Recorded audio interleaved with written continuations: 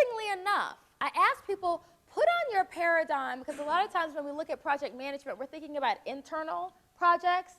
Think about when you're dealing with an outside vendor. How many of you deal with outside vendors? Okay.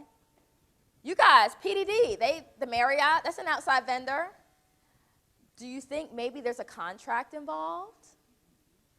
Or do we maybe just do a word of mouth? And, spit shake? No, I bet you there is a serious contract involved. Are there signatures on that contract? Of course. So what I tend to see is if you're looking for high dollar amount issues or mission critical sorts of issues and external relationships, these are the same best practices that you would do that. I mean, you wouldn't think about not having a contract. You wouldn't think about not getting a signature if it were external. That's just standard operating practice. So what we want to try to do is infuse, there's a reason why that's standard, because that works. And so we want to infuse some of those same best practices into our internal project management, okay? Now, what I will say, I'll grant you, every culture is different, okay? So what they do, in the construction industry and project management might be different than, I don't know, what they do in advertising. And so you do need to match your culture a little bit. I'll be honest, I've pretty much written out a project charter on a napkin at Starbucks, because that was the best we could do, was kind of get together for a more informal conversation, and then I emailed everything out, and then everyone just kind of emailed back, yes, I agree. But however you can do it, you want to talk about it, you want to document it, and you want to get that documented buy-in or signature. Yes?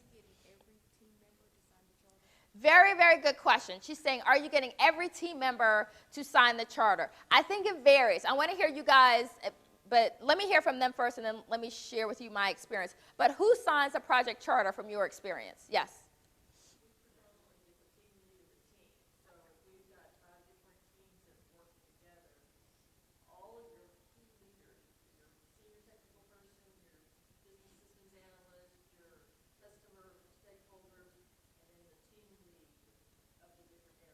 Okay, so she's saying the team members, as well as the team leaders are the key signers.